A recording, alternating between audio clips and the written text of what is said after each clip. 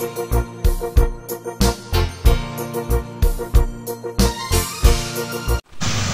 Collage veng in kang heti hian kan enanga hnuah hmuna kan kalchilna kan lo tilang le don ani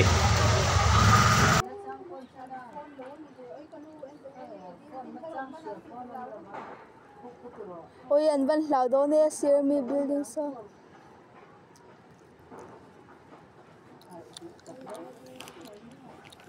kang na salutok kanin boy he lo kang lo lo a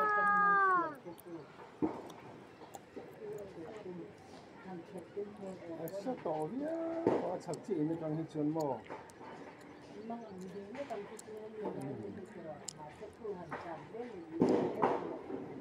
cô step an tam ham được su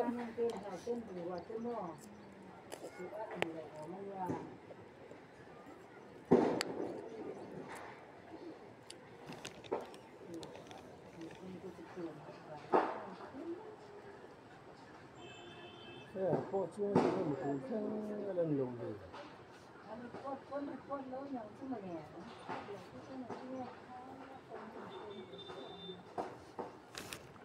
con nó càng bài tài school chặt chứ nó càng đủ khắp những số mình thay lên rồi nó sao rồi nó là cái đấy khaya càng nó sẽ mình cũng abula hian in pahnih in nei tak takin an dinga masen van nei khop mai gas puak poin poi a khoi lawa gas si puak na in engtin emo hain vor chuak ni sang chuan thenam te tan po hian a hlawm don lutuka mase rin angin a puak na lo nge ani poi lian tham a khoi lo hnuah thenam te po an him pha ta ani amai ro chu an tuk ver dar thlang te a ke ve na sa a chung tiang vel chu ani e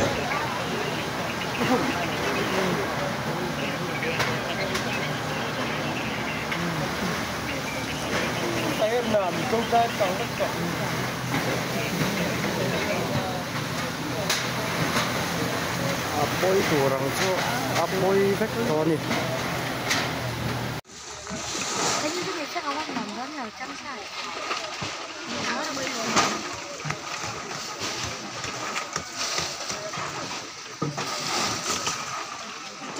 có đồ ngốc